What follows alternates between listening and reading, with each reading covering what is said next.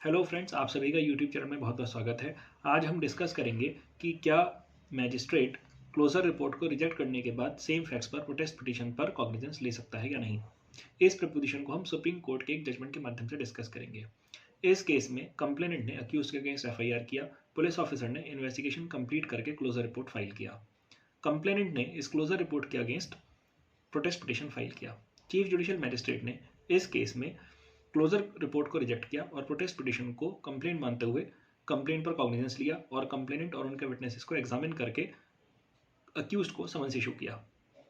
Accused ने chief judicial magistrate के summoning order को हाई कोर्ट में सेक्शन 482 सीआरपीसी में चैलेंज किया। हाई कोर्ट ने कहा कि इस केस में चीफ जुडिशियल मैजिस्ट्रेट को पुलिस रिपोर्ट को रिजेक्ट करने के बाद फर्दर इन्वेस्टिगेशन ऑर्डर करना चाहिए था और फैक्ट्स को ध्यान में रखते हुए मैजिस्ट्रेट का प्रोटेस्ट पिटीशन पर कॉग्निजेंस लेने का ऑर्डर बिल्कुल भी ठीक नहीं है। कंप्लेनेंट ने हाई कोर्ट के इस ऑर्डर को सुप्रीम कोर्ट में चैलेंज किया। जैसा कि आप जानते हैं कि magistrate is not bound by the opinion expressed by the investigating officer. Magistrate has following options.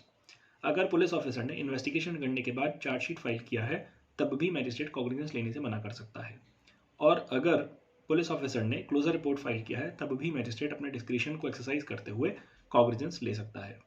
और अगर मैजिस्ट्रेट को ऐसा लगता है कि इन्वेस्टिगेशन ठीक से नहीं हुई है तब मैजिस्ट्रेट फर्दर इन्वेस्टिगेशन भी ऑर्डर कर सकता है।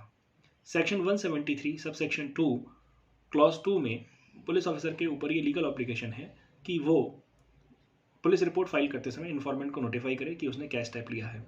और अगर यहाँ पर police officer closure report file करता है तब कंप्लेनेंट को ये राइट है कि वो प्रोटेस्ट पिटीशन कोर्ट में फाइल करे। और यहाँ पर मैजिस्ट्रेट को फर्दर डिस्क्रिप्शन मिलता है कि मैजिस्ट्रेट प्रोटेस्ट पिटीशन को कंप्लेंट मानते हुए कंप्लेंट पर भी कॉग्निजेंस ले सकता है। इस वेल सेटल्ड लीगल प्रोपोजिशन को ध्यान में रखते हुए सुप्रीम कोर्ट ने कहा कि इस केस में चीफ जुडिशियल मैजिस्ट्रेट के दोनों ही ऑर्डर वैलिड हैं। Chief judicial magistrate closure report को रिजेक्ट भी कर सकता है और साथ में वो कंप्लेंट पर भी कॉग्निजेंस ले सकता है। तो यहाँ पर हमें यह समझना है कि मैजिस्ट्रेट के पास डिस्क्रिप्शन तो होता है कि वो क्लोजर रिपोर्ट को रिजेक्ट करने के बाद फर्दर इन्वेस्टिगेशन ऑर्डर करे, लेकिन अगर वो ऐसा नहीं करता है तब भी वो ऑर्डर वैलिड माना जाएगा और वो डायरेक्टली प्रोटेस्ट पिटीशन पर कॉग्निजेंस ले सकता है। ये सब सुप्रीम कोर्ट ने कहा Mohammad Junaid versus state of UP में, और सुप्रीम कोर्ट ने दो प्रेसिडेंट्स के ऊपर भी रिलाई किया।